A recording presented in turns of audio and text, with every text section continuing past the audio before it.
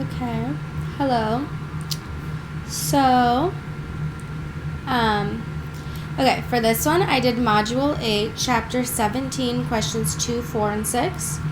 And these are all of them. Okay, so let me read them out. 2.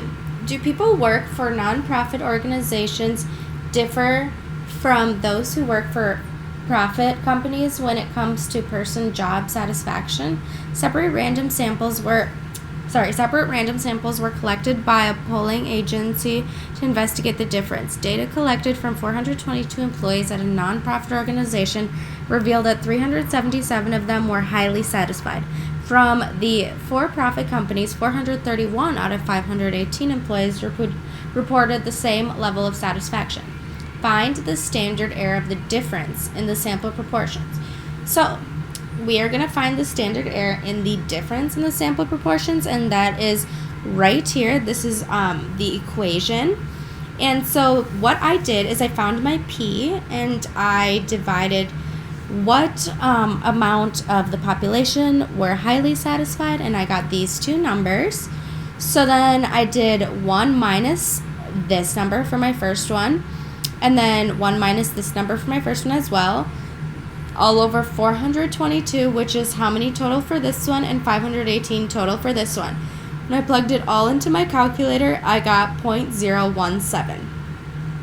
Okay, so number 4. Nonprofit Part 2. The researchers from Exercise 2 created a 95% two-proportion confidence interval for the difference in those who are highly satisfied when comparing people who work at nonprofits to people who work at for-profit companies. Interpret the individual with a sentence in context. I said we are 95% confident that the difference between nonprofit and profits employees that are highly satisfied workers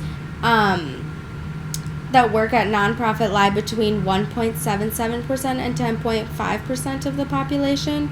So I'm saying that we are 95% confident that the difference between nonprofit and for-profit percent of workers who are highly satisfied will lie between 1.77% of the population and 10.50% of the population.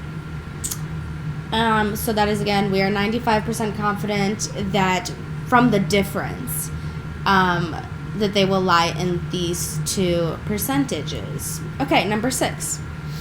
For the interval given in exercise 4, explain what 95% confidence means. I wrote it 2 ways that are kind of similar but sound a little different. I said you are 95% confident that you will correctly reject the null, or you will correctly reject the null hypothesis 95% of the time. Both mean the same thing, but both kind of give me a different meaning. So basically, you will correctly reject the null hypothesis 95% of the time. That is just what that confidence means. Let me know if you have any questions. Thank you.